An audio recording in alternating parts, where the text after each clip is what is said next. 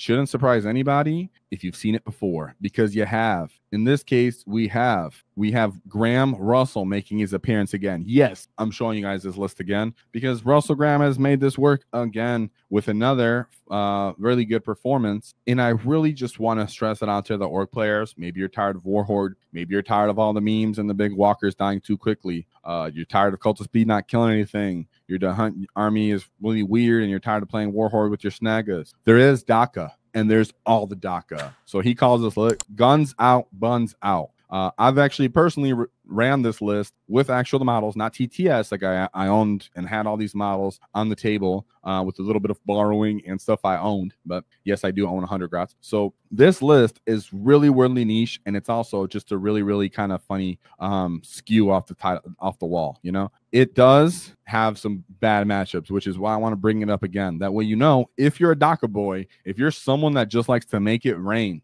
and when you've seen the orc codex, you were like, man, we just don't have shooting. Where's our shooting detachment? This is your shooting detachment. Don't need to bring walkers. You can just bring the dakka. And this army doesn't even care about the wall in an offensive killing way. But we'll talk about that more when we look at the matchups. We have 3 shock attack guns with Get Finding Their Goggles. We have 5 max unit of grots, 20 grots plus 2 runt herders. Something I want to stress here when you're playing with grots in general, to the layman, to the average orc new player, is that the run herders really do benefit from simply you leaving them in cover and letting the rest of your grots kind of run around and, you know, screen, stand on an objective, whatever it may be. But the run herders having cover and getting to the 4-up helps that overall survivability, because people are going to be throwing storm bolters and stupid stuff like that. And it's just not the case when you can actually take 4-up saves and it just throws all their mats off the side. Not to mention going to ground is an actual option here, or missions that give you free go to ground, you know, in that case. Now, another thing to keep in mind is the grots are the ones that are seeking the benefit from the wall here. In reality, not always, but a lot of the time in a lot of the matchups, you need the grots to stay alive, and they're the ones that you're determining calling the WAAAGH on. Now, I may be wrong, but we can talk to Graham in our Discord about this. You get. So he has 3 10-man units of flash kits. These units, surprisingly, you can keep on one on the table, but he typically reserves at least 20 of these guys and brings them off the side of the flanks. We have 3 10-man units of Lootas. Both the spanners had custom Mega Blasters. We have 3 Mek Gunz, all with bubble chuckers. Now, there's a few things I want to say about the bubble chucker. It is not a meme, is 1. It actually functions. 2, I tried this with the bubble chucker, and I tried this with the smash gun. There are benefits to both. It really comes down to you as the Git to know what your matchup is, like your meta is, and know what you're going to bring. When I started seeing T10 above, even though I know you can get lethals and you sustain and big guns never tire, Dread Mob is probably one of the codex detachments I've ran the most. You still do suffer against some skews with the Mek Gunz that you smash your guns just don't get through. The fact that your bubble chucker can just go crazy on either high strength, high volume, or just high strength and high AP and high damage, or it can go just straight high volume plus sustain and lethal, means that it really can go into anything. Of course, you get to roll for it and then choose your target, but sometimes because how slow Mek Gunz are, you're kind of just set up staged where you are on the sides, maybe in reserves. When I personally played, Mek Gunz are so slow and take up so much space that there was times that I just let them be semi-exposed and just started the gunfight and started the trading war right away. I was like, whatever. Whenever I try to play cheeky with them, they just were slow, couldn't get lines of fire. So you do have to be smart on that. And then, of course, there's a little bit of contention whether if you run Mek Gunz individually for their bubble chuckas or if you run them for the whole unit. How it's read, you know, leave it to you kids. Now we have 2 units of Storm Boys. The 2 units of Storm Boys actually do make a difference. Running out to get in the way of a trade,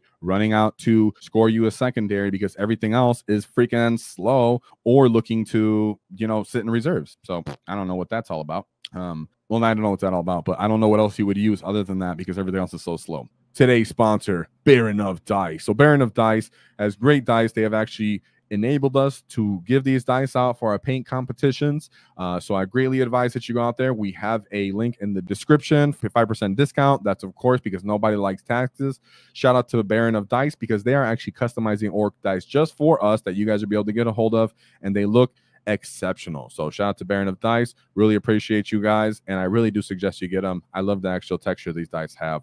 Beautiful, beautiful, beautiful. So let's take a look at my Gitz win path. We'll go through this, you know, semi-quick because we've gone through his list before and actually has 6 wins. Keep in mind, Clifton is in our Discord. You can check him out if you ever see him. So his first matchup, he went into Grey Knights. Like I always say with Grey Knights, if you can screen, you can be mean. So we have a Grandmaster, Kaldor Drago, a Terminator Fat Brick for Kaldor Drago, maybe, another Terminator Brick, 2 units of Strike Marines, 3 units of Nemesis Dread Knights, a unit of Voidsmen and Arms. Matter of fact, to be frank here, you just have so much ridiculous volume and you actually have potential for AP, not to mention your Lootas / your Mek Gunz. Don't run into the struggle of, you know, these guys being too durable, as in the walkers.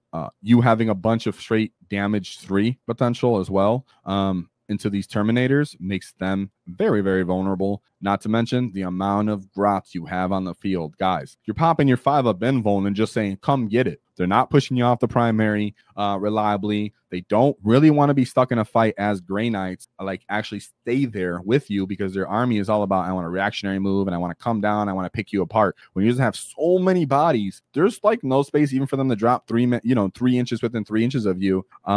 And that just kind of offsets their whole game plan. They have to kind of face you and go toe-to-toe with you. They can give you problems, of course, because they kill your Mek Gunz effectively. You know, they kill your flash kits somewhat effectively. They do have flamers and stuff like that. They can jump on you right away with Kaldor Drago and you get unlucky. But if things go your way and they just don't make saves, as soon as they start to fall apart, they're just freaking dead all over the field. Even if you're making them take 2-up saves, you're just like, here's a bunch of flash shots, a bunch of Lootas shots. Here's, you know, damage 2, damage 2, damage 2. And they're just like, okay, I'm just chipped away. I'm just gone. And then they're, you know, then the grots are still there, you know, or whatever. So then we have the second matchup, which is Tau Empire. So he went toe-to-toe with another Gunlam army, and he came up on top because you can see he got a 96-point win. So he has Commander Farsight, Darkstride, Breacher team, another Breacher team, 2 units of Devil's Fish, a Crisis Battle Suit, another Crisis Battle Suit, 2 Hammerhead Gunships, 1 Pathfinder, 3 Piranhas, 3 Riptide Battle Suits, and 2 Stealth Suits. It must feel pretty good to look across the table and see Riptides, Piranhas, and Hammerhead Gunships and be like, if you pop out, I'm going to get you. So pretty cool on that. And they do have to come out because they're trying to take advantage and just chew all those grots away. What are they going to do? Put the Pathfinders and the Stealth Suits in there? No, the grots are going to just be like, there's so many of us. Then you come off the side of the table and you're like, here are the flash kits. I'm going to kill your little stuff that's in the way. Oh, now you have to come forward with your transports and your what's my get called out here? Riptide. So because Riptides have to come forward. Think about the layers, guys. As you're an orc player, what things are going first? That's where skirmishes come into play. But in this case, that's where all these stupid grots come into play, where they're coming out, causing stuff to go immediately try to kill them because they know they're going to need a lot of turns to kill all these grots. And if they don't, they just won't score. So you pull them out, and then you're just like, Mek Gunz, Lootas, flash kits, bam, bam. It feels good. And mind you, they don't have too much 2-up armor saves. I don't even know if any. I think the Riptide had 2-up armor save. Sometimes I don't know why I forget that. But really, really, really cool win there on his second matchup. Let's take a look at his third. I want to look at something on. I bet chat knows. I should have just asked chat. Do the Riptides have a 2-up armor save? But I'm actually going to take a peep now because I'm annoyed. Yeah, they do. That's what I thought. Okay. Riptides do have a 2-up armor save and a 4-up invul. So it must feel pretty good to still be able to just pick them up with just stupid volume. So now we see his third matchup. Yeah, his third matchup, which was World Eaters. We have Angron, Lord Invocatus, World Eaters, Master of Executions. We have a Jackal, a 5-man unit of Khorne Zerkos to, tag along with the Berserkers. A Rhino, 1 3-man unit of 8-bound, followed by a 3-man unit of Exalted 8-bound. We have 2 of those. And then a 6-man unit of Exalted 8-bound. He did bring 2 Brigands, which I don't think are terrible options. It's just Brigands have gone up in points more. I don't think it's terrible options because it does give you that I can pop transport capability that they severely lack. Yet, guess what these guys also lack? The ability to kill grots without straight up running into every single grot and then the 8-bounds all being left over and then shot off the table. What do you have left? Of course, you actually have the potential to actually kill Angron as well. And yeah, Clifton Russell. That's his full name. Yes. The same person as Graham Russell. Yeah. Did I mess that up? Maybe. Good call out. But the Clifton America Russell, who's I have. If I have Graham Russell on the slide, then sorry, Clifton. Reply to my messages. How about that? As I was saying with the World Eaters, though, you could just imagine guys having 100 grots and World Eaters running into them. They have no really other option to clear all those bodies of 2 OC, and then they just get picked up in response. Not too cunning there. 100 points straight up. I bet you Clifton was like, dude, I know all about your melee army. Now we go into his fourth match. matchup where was his loss actually lies. This is where he actually lost a game to the Bringers of Flame and the Sisters of Battle. Let's see. We have Canis with Jump Pack, Morgan Val, Triumph of St. Catherine. We have Battle Sisters, 3 units of Emulators, Arco-Flagellants, 3 Castigators, 2 units of Dominions, 1 Paragon Warsuit unit, and a Seraphim squad. Right now, Sisters of Battle is just very, very proficient at just killing. Something like an Arco-Flagellants unit right here has a ridiculous volume to actually shoot the heck out of, to punch the heck out of something like a 20-man unit of Grots, right? Having a bunch of Dominion squads where you can split these Dominion squads up and have your cheap unit of Sisters and your killing unit with Meltas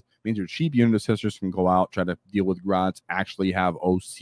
You can start using flamers on certain units. You have the Paragon Warsuits that are obviously have the high potential to kill and go stand in the middle of the table, meaning that you don't really have too much in response once they start killing you in volume with all their abilities. I was a bit surprised at first that he lost this matchup, but when I think about it again, the amount of just volume of random dumb shots, right? Let's take a look. We have heavy bolters. You have castigators with their own storm bolters and some more heavy bolters on every one of these units. Are the bolt rifles. All these little things add up, not to mention your fat Seraphim unit of hand flamers. If you just choose one side, when I played this matchup, guys, when I played this list, because mind you, I've played this Clifton's list, when you can, as the enemy, throttle and pick up 60 grots, 50 grots, whatever it is, if you get a little bit lucky with battle shock or whatever, and then you try to desperate escape with your grots, start losing some grots there too, so you could shoot units, it can get ugly very quick. And the Sisters of Battle pretty much meeting you with that stat check and going, oh, you want to stick a bunch of stupid T2 bodies right in front of my face in the mid table? Guess what? I have the killing potential to deal with that. Boom.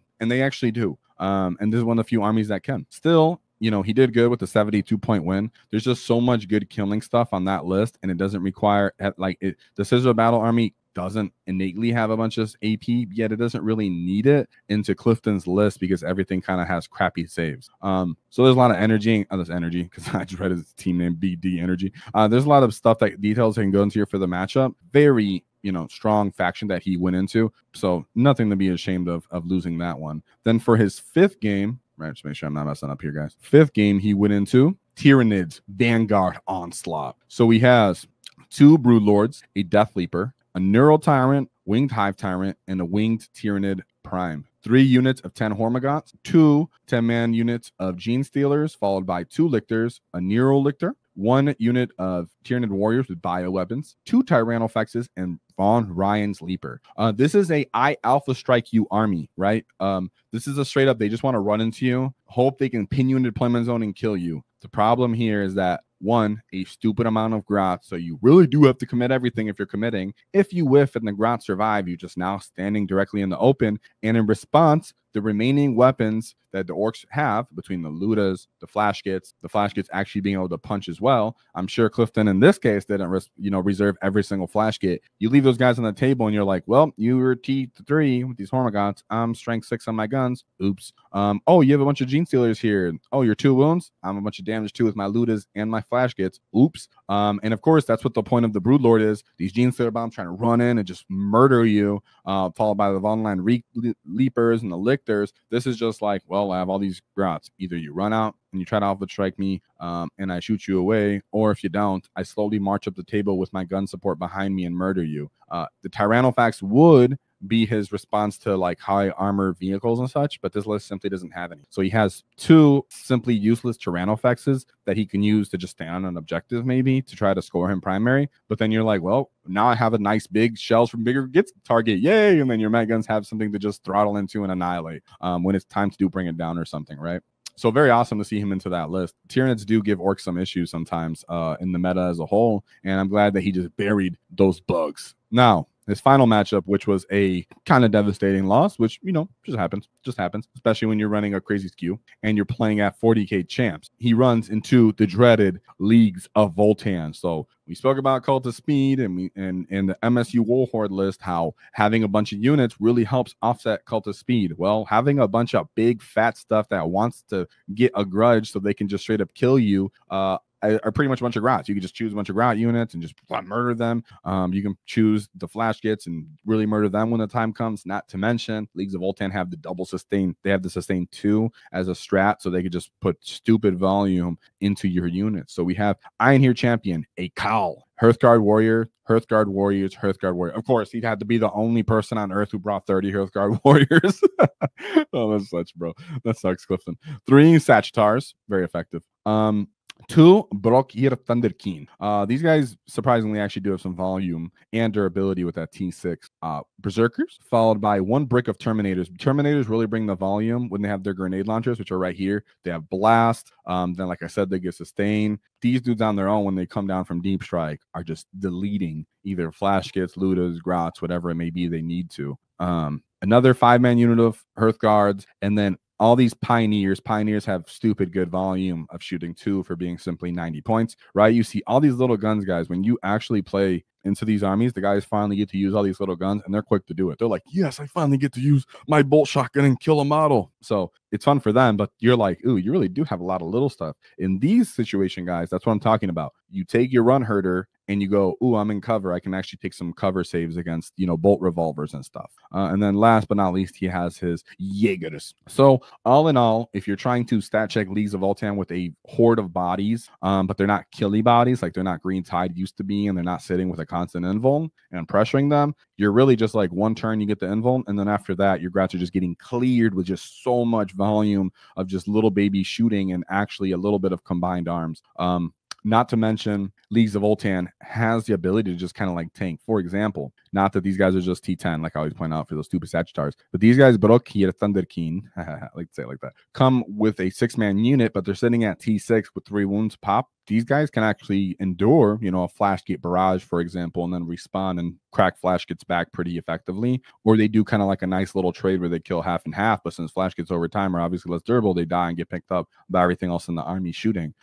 Because they get, you know, Flash Gets only 1 AP, they're 2 damage, these guys are 3 wounds of pop, and they'll just sit with 3 up. Armor saves, getting wounded on 4s. So there's a chance they can. It's happened to me. I mean, it happened to me when I play with Captain Badroke with rerolls that these guys survived the onslaught. So wouldn't be surprising to me at all if he shot into some of these units that want to kill him. And because Leagues of Midget Marines end up having good toughness, they can just survive it. Like I said with Terminators come down, shoot all their grenade launchers, blast weapons, blow all the grots away. Flash Gets and Lootas pop out, only -1 AP. T6 kind of weird. These guys are 3 up. You know, they can end up just tanking it and then getting killed, clapped in response because they have terrible saves too. So this loss didn't too much surprise me, but it's still, you know, a tough one. So shout out to Clifton Russell for doing it again. I put Graham Russell. I don't know why I just conflated those 2 human beings, so sorry about that. We have Gunz Out Bunz Out for the last time. We have 3 units of shock attack guns, 1 with Gitfinder goggles, 5 max units of Gretchen, 3 max unit of Flash Gitz, 3 max unit of Lootas, all the banners having custom Mega Blasters. Thoughts on that? There are contentions. Do you want rockets or do you want custom Mega Blasters? I am leaned after testing and trying to custom Mega Blasters in this detachment, in this matchup. Having a set 3 shots per custom Mega Blaster, so you have 6, and you're essentially trying to throttle, right? Because your Lootas really sometimes only get 1 time to shine. Since they're so soft, you want them to have their shots. There's nothing that feels worse that you're like, time to shine, baby, and you roll D3 and it's 2-1, and you get 2 shots for your rockets, right? You just want those effective amount of shots. Not to mention being able to get over to that strength, the damage D6 +1, accidentally rolling a 6, 7 damage. It feels really, really good. So I'm on the custom Mega Blaster on my Lootas train. The bubble chuckers, like I said, they actually do make a difference. They are not a meme. Definitely quite effective. Smasher guns can be used as well. Just up to you to know kind of like what your meta is and if they can function. Like I said, they do suffer against, the high toughness stuff, though. Just saying that. So bubble chuckers might be where it's at. I do want to know, are you running them as bubble chuckers or smash kits? Let me know. So with that being said, shout out to Clifton Russell for the Dread Mob. Gunz Out Bunz Out. Whoa, if you enjoyed the clip, check out the full video here. If you'd like to see more tactics, click here. Let's get stuck in, lads!